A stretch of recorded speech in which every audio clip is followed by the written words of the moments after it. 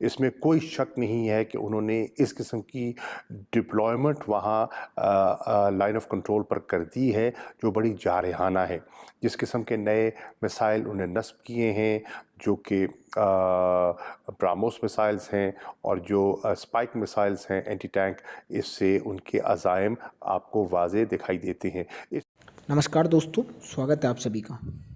दोस्तों यहाँ पे आप शाह महमूद कुरैशी का जो है इंटरव्यू सुनने जा रहे हैं और इसके अंदर शाह महमूद कुरैशी ये एडमिट कर रहा है कि इंडिया जो है वो एलओसी के ऊपर अपनी डिप्लॉयमेंट जो है कंप्लीट कर चुका है।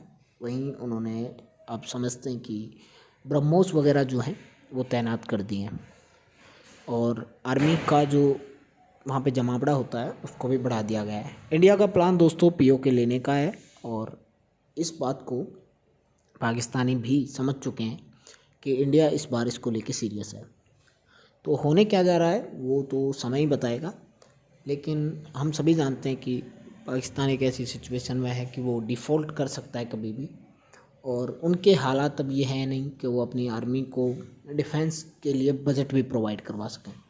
तो इंडिया के लिए वो बहुत अच्छा मौका है और आप देखिए कि किस तरह का डर जो है शाह महमूद कुरैशी के अंदर दिख रहा है। तो without wasting any time let's अगर स्टार्ट द वीडियो। ये सब कुछ हो रहा है तो हम क्या कर रहे हैं मोदी और भारत के अज़ाइम को बेनकाब करने के लिए, दुनिया के आगे इनको बावर कराने के लिए? इसमें कोई शक नहीं है कि उन्होंने इस किस्म की डिप्लॉयमेंट वहाँ लाइन ऑफ कंट्रोल पर कर दी है जो बड़ी जारहाना है। जिस किस्म के नए मिसाइल उन्हें नस्ब किए हैं जो कि ब्राह्मोस मिसाइल्स हैं और जो स्पाइक मिसाइल्स हैं एंटी टैंक, इससे उनके अज़ाइम आपको वाज़े दिखाई देते हैं। इसमें कोई शक नहीं कि आज हिंदुस्तान जो अपने दाखिली मसाइल में जो बहुत पेचीदा होते चले जा रहे हैं सिटीज़न अमेंडमेंट एक्ट के पास होने के बाद, और पूरे हिंदुस्तान में एक एहतजाज की कैफियत है, कुछ भी मुमकिन है कि वो लाइन ऑफ कंट्रोल पर कोई ना कोई ऐसी हरकत कर सकता है जिससे कि हालात बिगड़ें। चुनाचे पाकिस्तान की अफवाज को और पाकिस्तान को भी अलर्ट पे है और हमें चौकन्ना रहना होगा और उनसे कुछ बाइद नहीं है, क्योंकि आपके इल्म में है कि माजी में वो तवज्जो हटाने के लिए और अपने सियासी मकासद हासिल करने के लिए पुलवामा का नाटक रचा चुका है।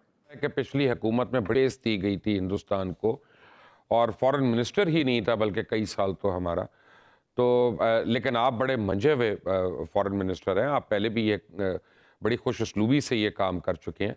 तो अभी तक हमने कोई प्रॉपर लॉबिंग फर्म्स क्यों नहीं हायर की कैपिटल हिल में और लंदन के अंदर के जो पाकिस्तान का नैरेटिव और पाकिस्तान का मौक़िफ़ जो है उसको सही मानों में पेश करें और मोदी को बेनकाब करें दुनिया के आगे? प्रोसेस के तहत हमने एक लॉबिंग फर्म भी हायर की और एक पीआर फर्म भी हायर की जो अपना काम कर रहे हैं।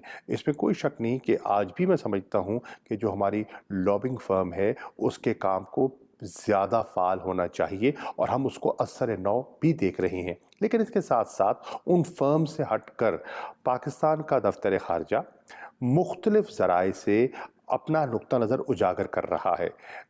हमने जिसे कहते हैं एक्टिव इंगेजमेंट के ज़रिए हमने यूएस कांग्रेस से रुजू किया है और हमने यूरोपियन यूनियन से रुजू किया, हमने हाउस ऑफ कॉमन से रुजू किया और फिर जनवरी में जो इंशाल्लाह आ रही है 2020 में हम एक और एक कोशिश करने चले हैं हाउस ऑफ लॉर्ड्स में कि हम अपना नुक्ता नज़र पाकिस्तान का जो मौक़िफ़ है जम्मू और कश्मीर की सूरत हाल के बारे में, ह्यूमन राइट्स अब्यूज़ के बारे में, उस पे हम वर्ल्ड ओपिनियन को और जो पॉलिसी मेकर्स हैं इन ममालिक के उनको उनके ज़हनों में हम सही हक़ाइक़ पेश करें, क्योंकि हिंदुस्तान उनसे हक़ाइक़ छुपा रहा है।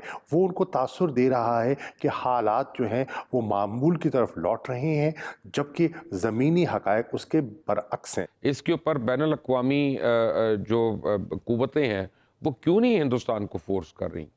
हिंदुस्तान को बहुत से दुनिया के अहम ममालिक इस खित्ते में अपना एक स्ट्रेटेजिक पार्टनर समझते हैं।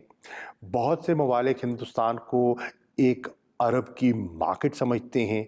बहुत से ममालिक के उनके वहाँ कमर्शियल इंटरेस्ट इस किस्म के डेवलप हो चुके हैं, इन्वेस्टमेंट्स इस किस्म की हैं। जानते हुए कि इस मसले पर ह्यूमन राइट्स वायलेशंस के इशू पर, जम्मू और कश्मीर के मसले पर और ये जो सिटीज़न एक्ट का इशू है, इस पर उनका मौक़िफ़ बहुत कमज़ोर है, तारीख़ी तौर पर, कानूनी तौर पर और ज़मीनी तौर पर। लेकिन उसके बावजूद वो ख़ामोशी इख्तियार किए हुए हैं।